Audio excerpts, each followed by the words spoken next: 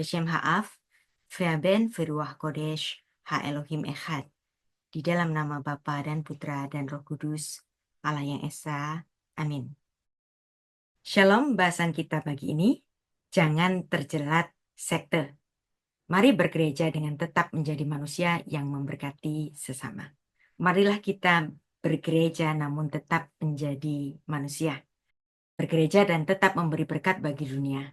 Kiranya renungan ini mengajak kita semua untuk menyadari bahwa kekristenan bukan hanya soal aktivitas agamawi, tetapi tentang menghidupi kasih dan membawa semangat kemanusiaan Kristus dalam kehidupan kita sehari-hari. Kita akan membaca bagian dari Alkitab, Mika 6 ayat 8. Higit lecha Adam, ma tov uma Adonai, doresh mimcha, ki im asot mispat, fi ahavat hesed, fi hatsnea, lechet im Eloheiha. Hai manusia, telah diberitahukan kepadamu apa yang baik, dan apakah yang dituntut Tuhan daripadamu, selain berlaku adil, mencintai kesetiaan, dan hidup dengan rendah hati di hadapan Allahmu. Mika 6 ayat 8 ini menyuarakan bahwa umat Tuhan tidak bisa menutupi ketidakadilan sosial dengan ritual keagamaan.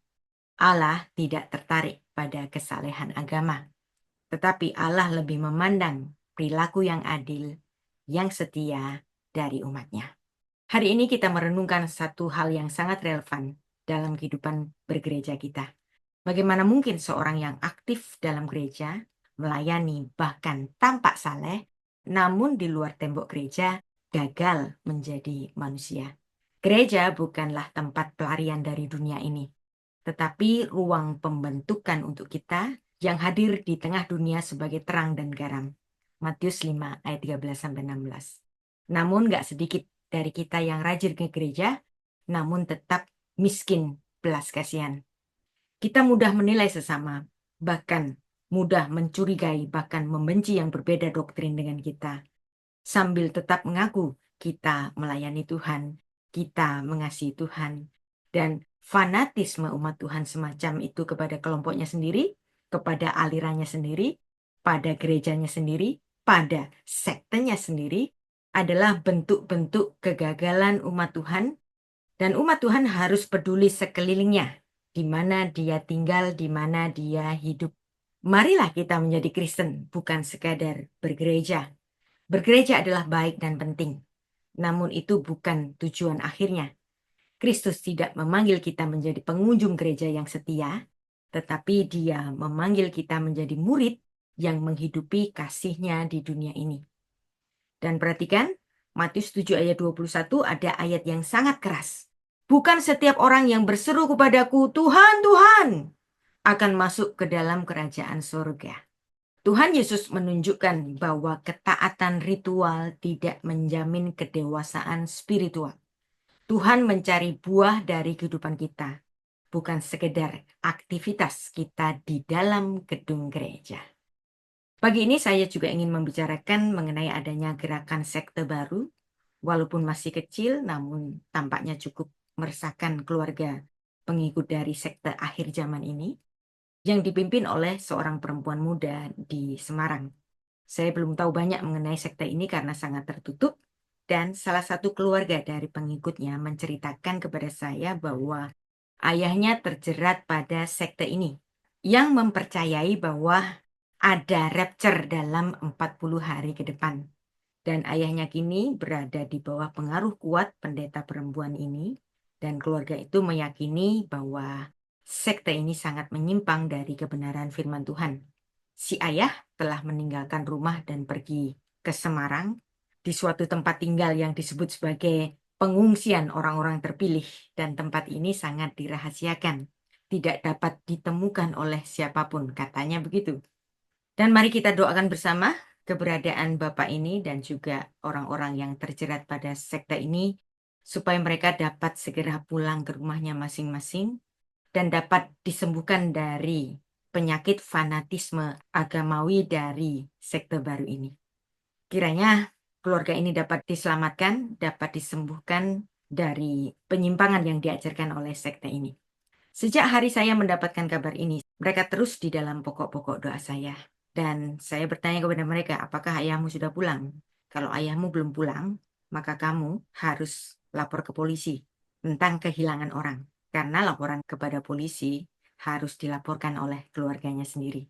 Kalau kelompok itu sudah menjadi sekte, lawannya bukan kita lagi. Lawannya adalah negara. Saya diberitahu nama pendeta perempuan ini, namun saya tidak dapat memastikan apakah itu namanya yang benar atau hanya alias. Jadi terlalu prematur untuk menyebut nama dari sekte ini, karena ini pun harus dicek-recek ulang. Tapi seandainya keberadaan sekte ini benar, marilah kita terus mendoakan jiwa-jiwa yang terjerat pada penyimpangan sekte ini. Demikianlah sebuah sekte dapat menjerat orang-orang yang labil jiwanya dengan masalah-masalah tertentu dan menganggap sekte rapture ini sebagai jawaban.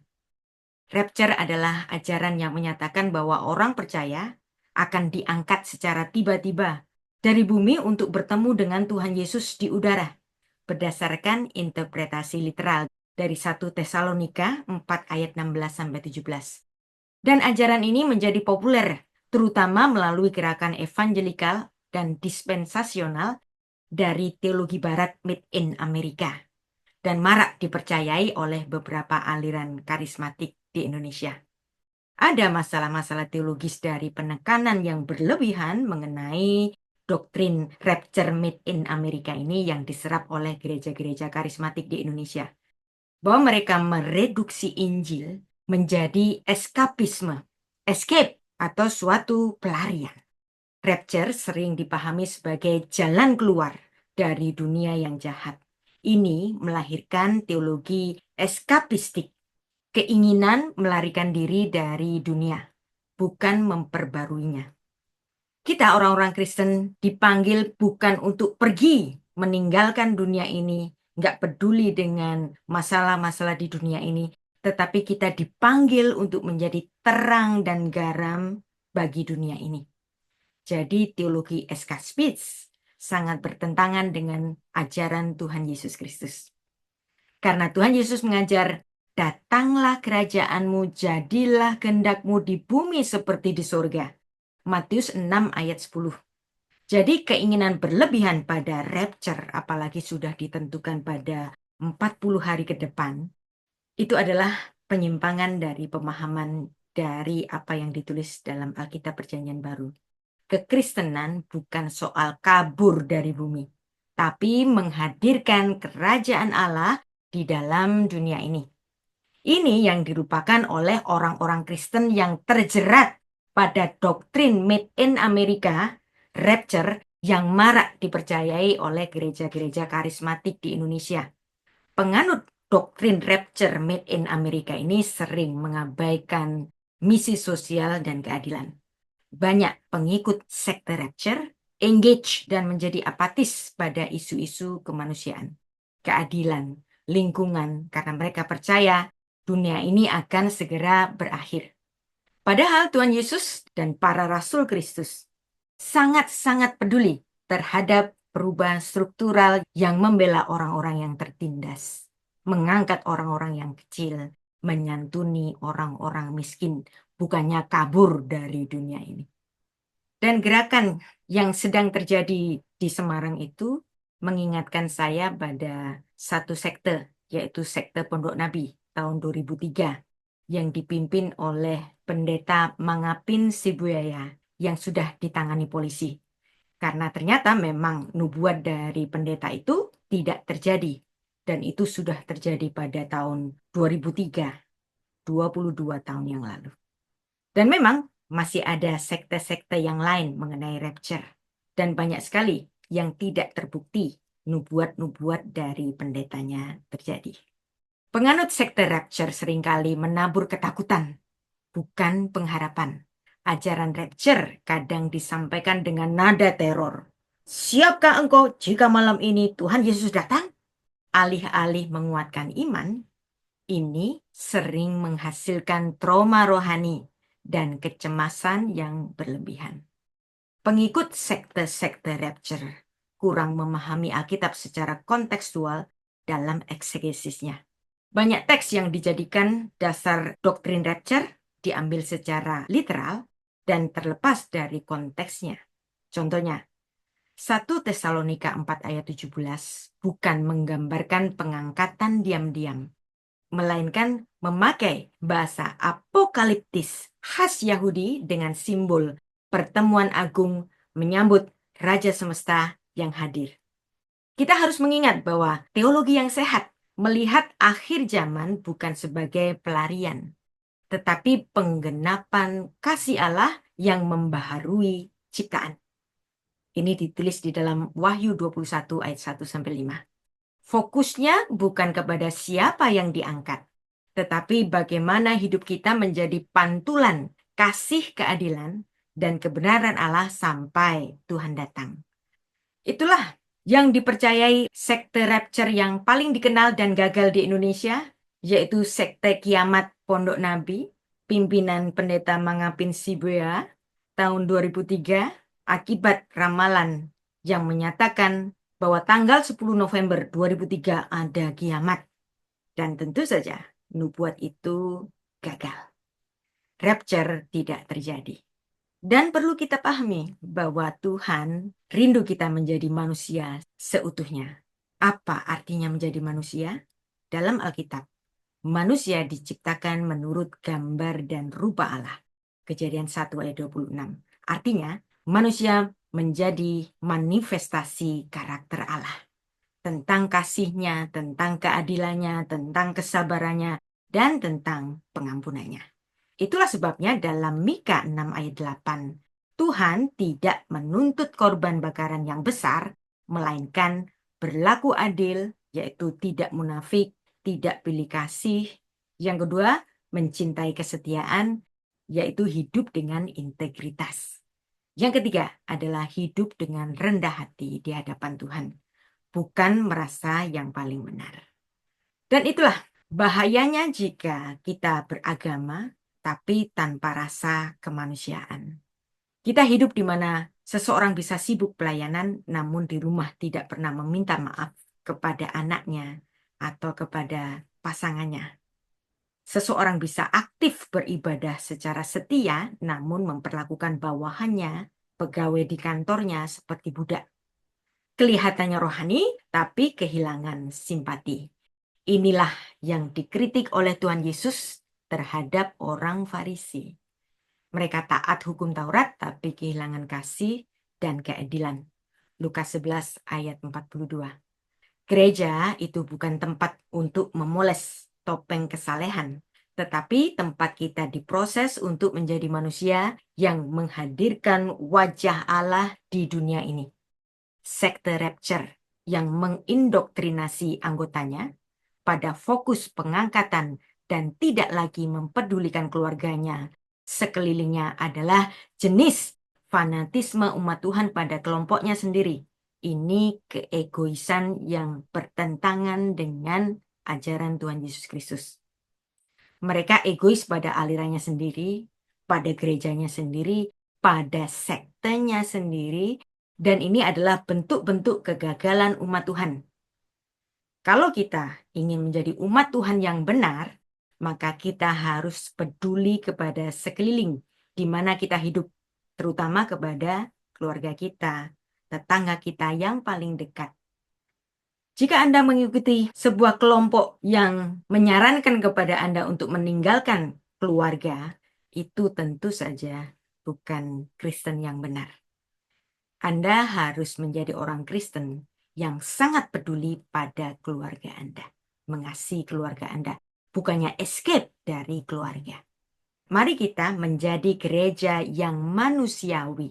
Kita dipanggil bukan hanya menjadi orang gereja, tetapi gereja yang hadir di tengah masyarakat sebagai manusia-manusia Kristus yang mau mendengar sebelum menilai, merangkul sebelum menolak, yang mengasihi tanpa syarat, bahkan kepada orang yang tidak sepaham dengan kita. Tuhan Yesus tidak hanya mengajar di bait Allah, tapi juga makan bersama dengan para pemungut cukai, menyentuh orang kusta, menangis bersama orang berduka. Ia tidak kehilangan sisi ilahinya, tetapi juga tidak meninggalkan sisi manusiawinya. Baiklah kita menjadi murid Kristus yang tidak pernah meninggalkan sisi manusiawi kita.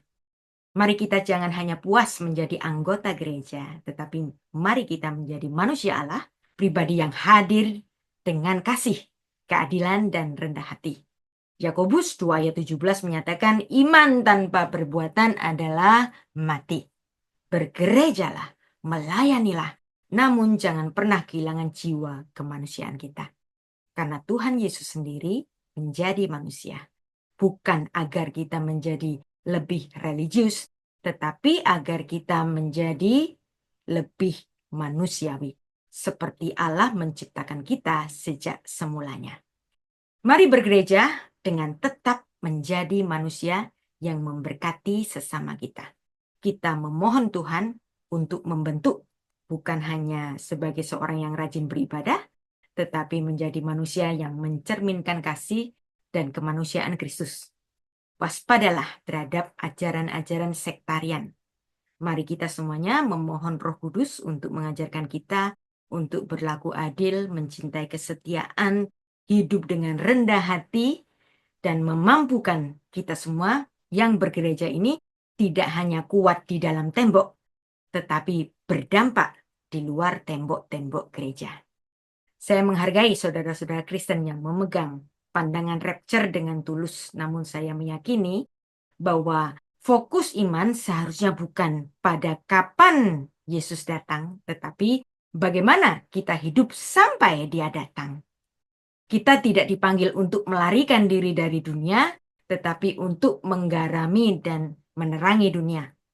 Sebagai orang beriman, marilah kita fokus pada bagaimana memulihkan bumi, repairing the world, tikun haolam.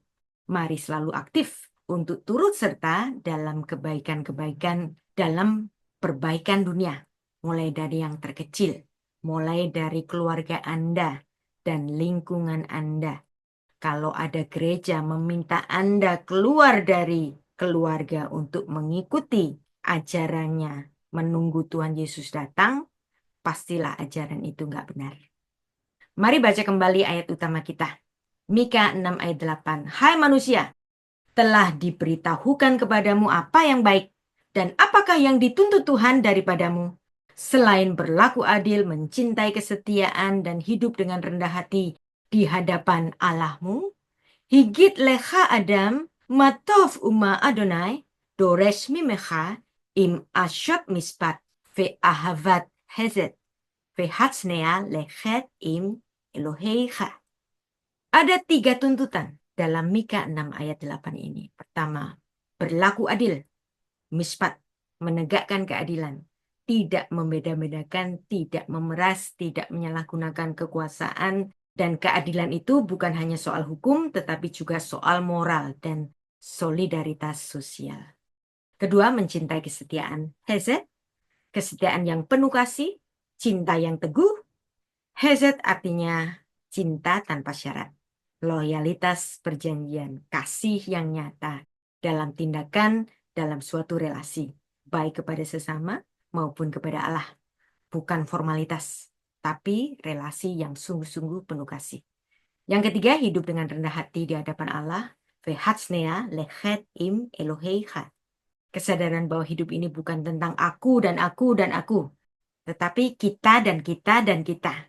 Kita yang berjalan bersama-sama dengan Allah, yang menolak kesombongan rohani dan formalitas agamawi.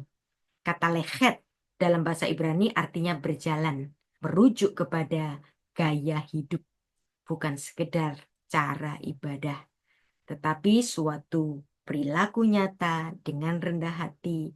Kita tahu diri bahwa kita semua adalah ciptaan. Jangan berfokus pada penampilan rohani daripada keadilan sosial. Jangan hanya sibuk pada kegiatan gereja, tapi abai pada kemiskinan dan ketidakadilan. Jangan menyembah Tuhan, tapi membenci sesama. Bergerejalah, tetapi terus menjadi manusia. Mari mengikut Tuhan dengan senantiasa peduli sesama. Tuhan tidak mencari manusia yang beribadah secara megah, tetapi mencari anak-anaknya yang hidup dengan adil dan rendah hati.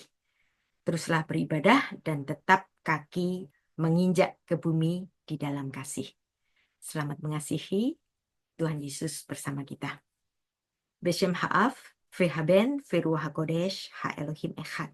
Di dalam nama Bapa dan Putra dan Roh Kudus, Allah yang Esa. Amin.